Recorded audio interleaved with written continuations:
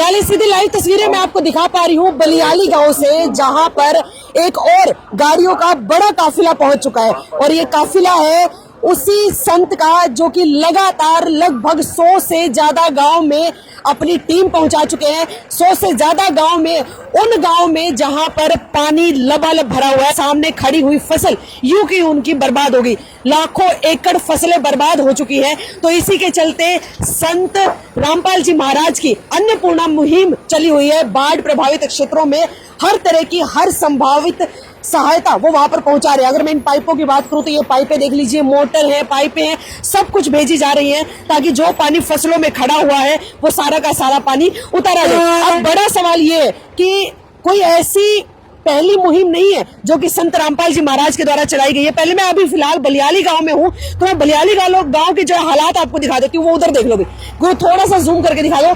अभी भी खेतों में खड़ी फसलों में पानी लबालब भरा हुआ है और ये पानी उतारने का वैसे जिम्मा प्रशासन और सरकार का है, लेकिन ना प्रशासन आगे आई, ना सरकार आगे आई, और ना और ऐसी संगत या फिर और ऐसे बहुत सारे लोग हैं जो कि बड़े बड़े एक संगठन चला रहे हैं, बड़े बड़े संघ चला रहे हैं, बड़ी बड़ी संस्थाएं चला रहे हैं, बड़ी बड़ी संगत चला रहे हैं, लेकिन कोई भी सामने नहीं आया मदद के समय में। सामने आए तो सिर्फ संत रामपाल जी महाराज, उनके अनुयायी और उनकी टीमें। अब ये लगातार एक के बाद एक, जहां जहां से भी उनके पास मदद के लिए गुहार आ रही है, हर जगह पर वो पहुंच रहे हैं और हर जगह पर लोगों की मदद करें।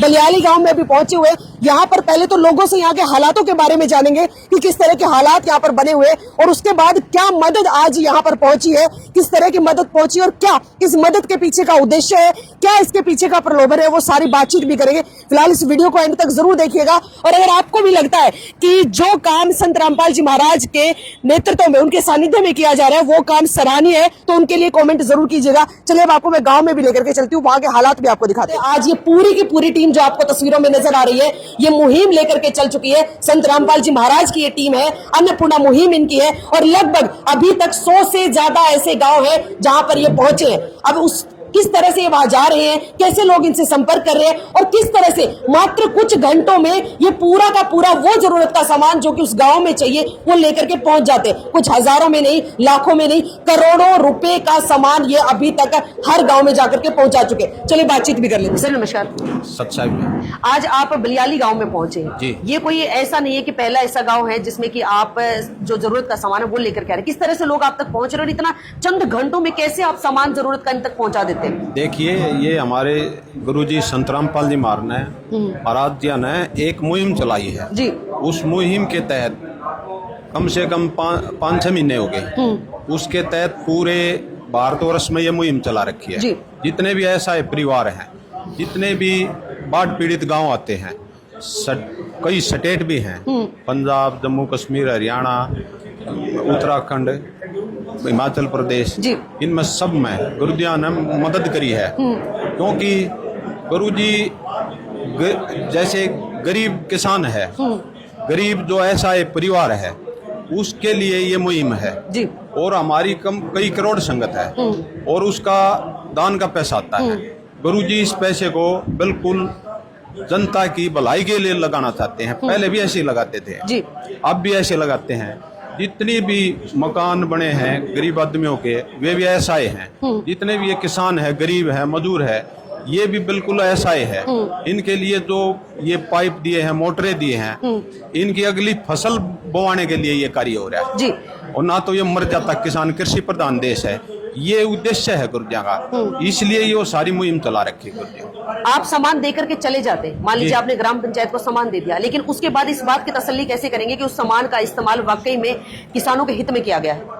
ये हम गुरुजियों का एक आदेश है, हमारे लिए, इनके लिए निर्देश है जी। वो पढ़ते हैं और उस पे कार्रवाई करते हैं सरपंच से। जी, इसका सदुपयोग हो सारे का जो सामान दिया जाता है जी। और वो बिल्कुल हमें विश्वास दिलाता है और हमारे से जुड़ा रहता है, और उससे हम कंटिन्यू ये बातें पूछते रहते हैं, अपडेट लेते हैं। हमारी दूसरी टीम है, वह भी सर्वे भी करती है। बाकायदा ये सब लोग हमारे टच में हैं, क्योंकि इन्होंने जरूरत है। इन्होंने तो गुरुजी ही दिखते हैं इसी आपदा में, और तो कोई मैदान में है ही नहीं। इसलिए गुरुजी इनकी भलाई के लिए, इनके कल्याण के लिए ये कार्य कर रहे हैं। भाई किसान मर ना जाए, इनकी अगली फसल बोवाई हो। सच्चाई जी।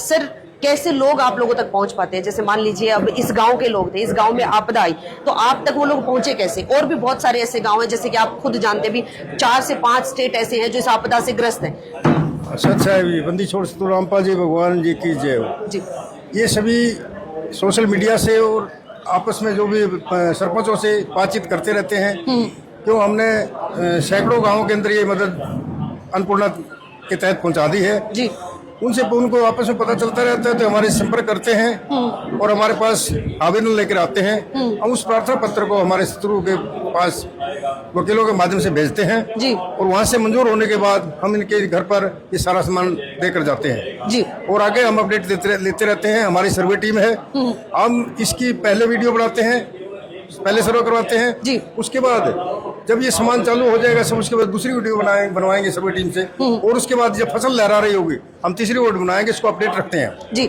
अब बड़ा सवाल हर किसी का होगा, चलिए जो आपकी संगत है वो इस बात को जानती है, लेकिन जो आम आदमी जो संत रामपाल महाराज से नहीं जुड़े हुए, उनका सवाल ये होगा कि किस तरह से सिर्फ एक कॉल पर करोड़ों के का जो सामान है, करोड़ों की जो सहायक सामग्री है वो आप लोगों तक पहुंचा रहे हैं। इतना पैसा आता कहाँ से? इतने बंदोबस्त होते कैसे? ये जगत गुरु है, समर्थ संत हैं, समर्थ परमात्मा है।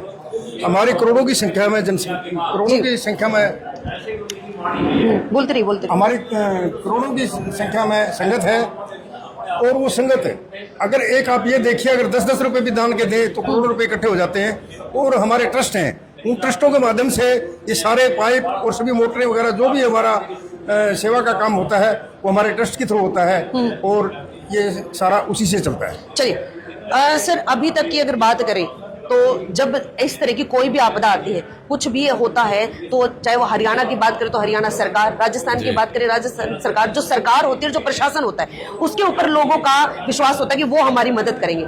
आप जहां जहां जा रहे हैं, आपसे पहले वहां पर किस तरह की मदद गांव के लोगों को मिल रही है प्रशासन और सरकार के द्वारा? नहीं, देखिए सरकार भी मदद कर रही है, ऐसी बात नहीं है नहीं कर रही है। जितना सरकार पर्याप्त कर सकती है वहाँ पे प्रयास करके मदद लोगों की कर रही है, पानी को निकालने का प्रबंध कर रही है। फिर भी वो पर्याप्त न होने के कारण किसान गुरुजों के चरणों में प्रार्थना लेके गए और गुरुजों ने प्रार्थना को स्वीकार किया और किसान की मदद की। चलिए, अब बड़ा सवाल ये है कि क्या सिर्फ एक संत रामपाल जी महाराज ही है? उनके अलावा भी बहुत सारे संत हैं, बहुत सारे गुरु हैं, बहुत सारी संगतें हैं, बहुत सारे संगठन और संस्थाएं हैं, कोई मदद के लिए नहीं है, तो आप लोग ही क्यों? देखिए, उनका भी कर्तव्य बनता है। जो कथावाचक हैं 50-50 लाख रुपए एक दिन के कथा करने के लेते हैं, वो अपने घरों को भर रहे हैं, उनका भी कर्तव्य बनता है जनता की सेवा करें। वो पैसा जनता का है, उनका घर का नहीं है जी। और संत रामपाल महाराज जी जो परोपकार ये कर रहे हैं, ये जो दान का पैसा आता है, संगत दान करती है, इकट्ठा होता है, गुरुजी पैसे को घर नहीं ले जाते, संगत में ही लगा देते हैं, जनता की सेवा में लगाते हैं। और आप देख भी रहे हो, आपके सामने सारी चीजें। सत साहिब जी। चलिए, बहुत बहुत धन्यवाद। तो गांव के भी लोग हैं, कुछ उनसे भी बातचीत करते हैं कि उनका क्या कहना है, जिस तरह से टीम यहाँ पर पहुंची हुई है। कुछ लोग बैठे हुए हैं। बाबूजी नमस्कार, कैसे हैं आप? बिल्कुल ठीक है। अभी तक की अगर बात करें, मदद आपके गांव में आज पहुंची है, लेकिन अभी से पहले गांव के हालात कैसे? देखो, हालात तो इस गांव के ये ऐसे हो रहे हैं कि मुश्किल से 1/3 जो किसान है ना वो बचे है जी। 2/3 किसान बर्बाद हो रहा है।